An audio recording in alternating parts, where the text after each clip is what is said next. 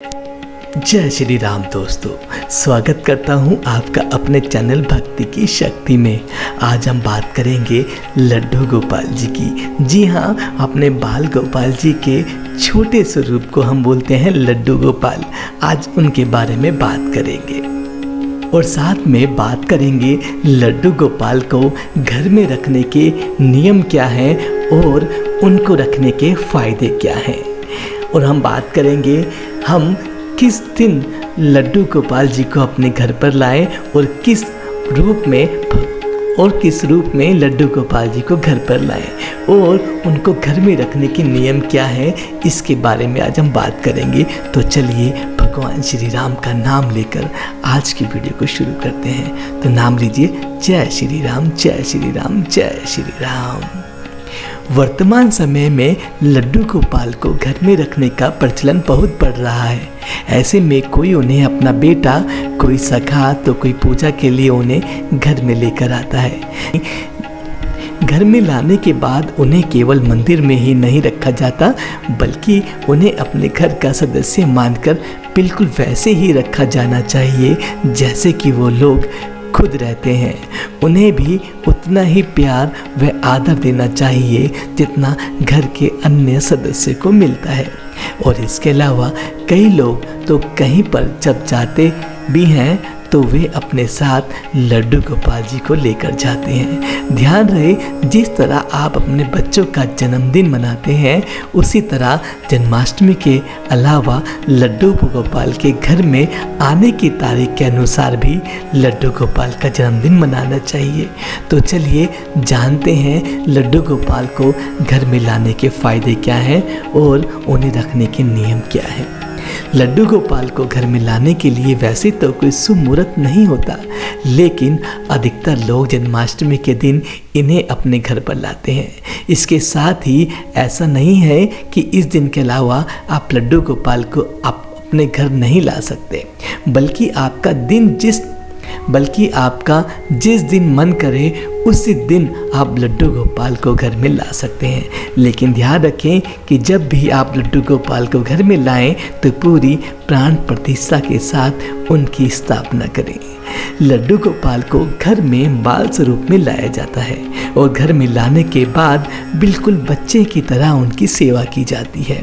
इसके अलावा बाल रूप में भी लड्डू गोपाल की प्रतिमा के साइज होते हैं। आप जो साइज भी लाना चाहते हैं उस साइज को घर में ला सकते हैं। आप घर में जब लड्डू गोपाल को लाते हैं तो इन्हें रखने के वैसे तो कठोर नियम नहीं है, लेकिन कुछ बातों का ध्यान रखना बेहद आवश्यक है, जिससे उनके प्रति आपके आदर भाव और प्यार में कोई कमी नहीं हो। तो चलिए वे नियम भी जान लेते हैं। नियमित रूप से आप जिस तरह अपने बच्चों को नहलाते हैं, उसी प्रकार लड्डू गोपाल को भी आपको रोज स्नान करवाना चाहिए। इन्हें दूध, दही, शहद, गंगा जल, चीनी आदि से स्नान करवा सकते हैं। इसके साथ नहलाने के बाद लड्डू गोपाल को अच्छे से साफ करके साफ सुथरे वस्त्र पहनाएं और उनका श्रृंगार करें। ध्यान रहे, श्रृंगार करने के बाद इनकी पूजा अर्चना जरूर करें। इसके साथ ही घर में जो भी सात्विक खाना बनता है उनका सबसे पहले भोग लड्डू गोपाल को ही लगाएं। हमेशा एक पानी का गिलास इनके पास रखें। साथ ही खाना के खाने में तुलसी का पत्ता जरूर रखें। घर में कोई भी खाने की चीज़ आए तो सबसे पहले लड्डू गोपाल का ही भोग लगाएं।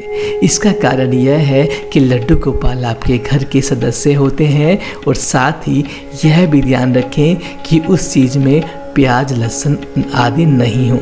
इसके बाद रात के समय कान्हा जी को सुलाएं और सुबह फिर वहीं से प्रक्रिया करें। कुछ लोग घर के मंदिर में रखने के लिए कान्हा की प्रतिमा लाते हैं। वो चाहें तो वो भी इन नियमों का पालन कर सकते हैं, नहीं तो पूजा और भोग लगाकर ही इन्हें मान सकते हैं। यदि आप कान्हा को अपना बेटा बनाकर लाए हैं और उनकी सेवा उठाकर लेकर आए हैं, यदि आप कान्हा को अपना बेटा बनाकर लाए हैं या उनकी सेवन उठाकर लेकर आए हैं तो आप लड्डू गोपाल को कभी भी घर में अकेला छोड़कर ना जाएं, क्योंकि यह उनका बाल स्वरूप है और आपको यह पता होगा कि छोटे बच्चे को घर में अकेला नहीं छोड़ते हैं।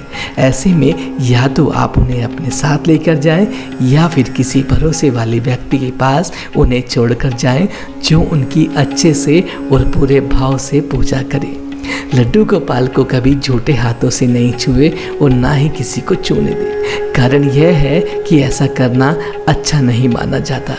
ध्यान रहे कि पूजा करने के बाद माफ़ी जरूर मांगे, क्योंकि यदि कोई गलती भी हो गई हो तो कान्हा उसे माफ़ कर दे। घर में लड्डू गोपाल को रखने के बहुत से फायदे हैं। लड्डू गोपाल आपके घर, परिवार, व्यापार आदि को सफल बनाए रखने में मदद करते हैं। तो चलिए हम जानते हैं लड्डू गोपाल जी को रखने के फायदे क्या हैं। यदि आप अपने मन की बात किसी से नहीं कर पा रहे हैं तो आप आपके घर के सदस्य यानी लड्डू गोपाल से भी वह बात कर सकते हैं। वो अपनी लीलाओं से आपकी सभी परेशानियों को दूर करने में भी मदद करते हैं, साथ ही घर में पॉजिटिव एनर्जी बनाए रखते हैं।